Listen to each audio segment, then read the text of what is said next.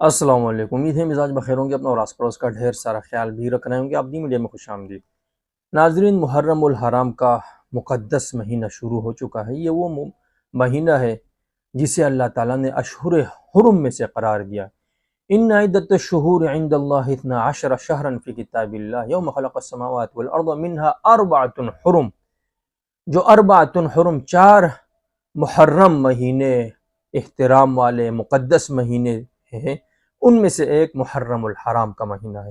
لیکن افسوس کی بات یہ ہے کہ یہ مقدس مہینہ شروع ہوتے ہی دین کے نام پہ، مذہب کے نام پہ لڑائی جھگڑے شروع ہو جاتے ہیں۔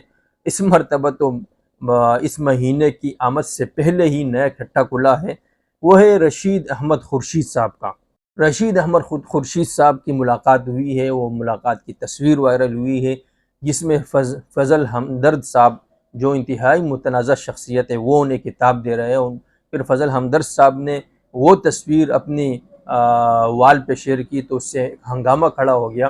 مفتی رشید صاحب کو برا بھلا کہا جا رہا ہے کہ بھئی آپ نے یہ حرکت کیوں کی، آپ نے اس سے ملاقات کیوں کی۔ ایک جو مفتی رشید صاحب کی ایک وسیع خدمات ہے دین کے حوالے سے، انہیں پس پش ڈال دیا گیا ہے، اس ایک تصویر کو کھڑا کر دیا گیا ہے۔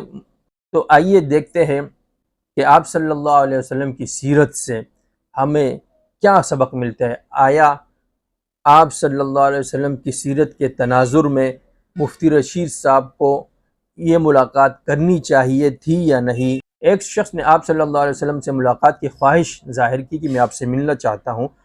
تو جب آپ صلی اللہ علیہ وسلم تک یہ پیغام پہنچا تو آپ صلی اللہ علیہ وسلم حضرت عائشہ صدیقہ رضی اللہ تعالیٰ عنہ پاس بیٹھی ہوئی تھی، ان سے کہا کہ یہ قوم کا انتہائی برا آدمی ہے۔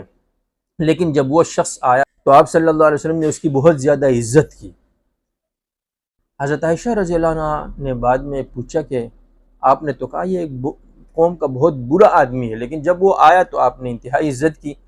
تو حضور صلی اللہ علیہ وسلم نے فرمایا کہ کسی کی عزت اس لیے بھی کی جاتی کہ اس کے شر سے حفاظت کے لیے، اور اپنے مسلمان بھائیوں کو بھی اس کے شر سے حفاظت کے لیے، اور اس لیے بھی کہ شاید اس کے دل میں بھی اللہ اسلام کی شمع روشن کر لے، اسلام کا نور اجاگر کر لے، شاید کہ وہ بھی اسلام لے آئے۔ رئیس المنافقین عبداللہ بن ابی جب بیمار ہوا تو آپ صلی اللہ علیہ وسلم کو پتہ بھی ہے کہ یہ منافقوں کا سردار ہے، لیکن آپ صلی اللہ علیہ وسلم تعزیت کے لیے گئے اس کے پاس، اور جب وہ مردار ہوا تو آپ صلی اللہ علیہ وسلم نے جنازہ بھی پڑھایا۔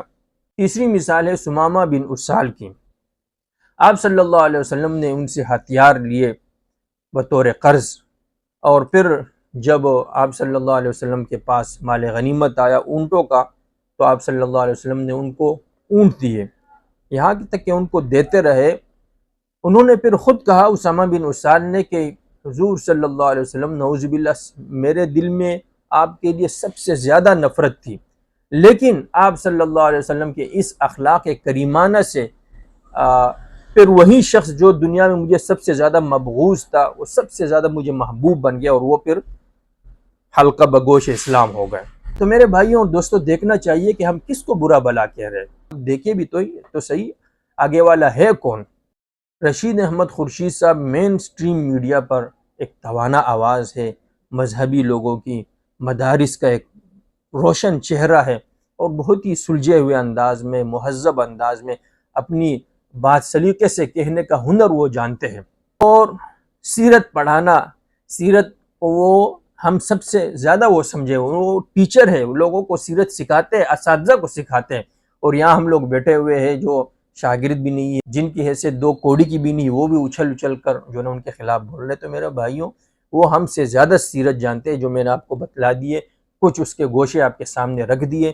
تو یہی ہونا چاہیے کہ دروازے بالکل بند نہیں کرنے چاہیے۔ آپ صلی اللہ علیہ وسلم کی سیرت ہمیں یہی بتلاتی ہے کہ کوئی بندہ یہ فضل ہمدرد صاحب کوئی باہر کے بندے نہیں ہے، ہمارے مدارس کے ہی فیض یافتہ ہے، یہیں سے نکلے ہوئے ہیں، کچھ گمراہ ہو گئے، گستاخ صحابہ وہ ہو چکے ہیں، لیکن دروازے بند نہیں کرنے چاہیے، دروازے ہمیشہ کھلے رکھنے چاہیے، ان کے لیے ہدایت کی دعا کرنی چاہیے کہ اللہ انہیں ہدایت عطا فرمائے۔ اور جب آپ دروازے بند کر دیتے پھر یہی ہوتا ہے، جب وہ آپ کے دروازوں کی طرف آتا ہے اسے بند پا کر جو کھلے دروازے اس کی طرف وہ چلے جاتا ہے۔ تو اپنے دروازے آپ کھلے رکھیں گے تو آپ کی طرف وہ آئے گا، آپ کی دعائیں شامل حال ہوں گی تو انشاءاللہ ہدایت کی شمع ایک نہ ایک دن ضرور اس کے دل میں جاگزیں ہوگی۔ آج کی محفل میں اتنا ہی، اگلی ملاقات تک کے لیے اجازت دیجیے گا۔ اس کے ساتھ ہی اپنا اور آس پڑوس کا ڈھیر سارا خیال بھی رکھیے گا، اور اپنے دروازے ہمیشہ کے لیے، ہر ایک کے لیے تھوڑی سی بات پر بند مت کیجیے گا۔ اللہ حافظ۔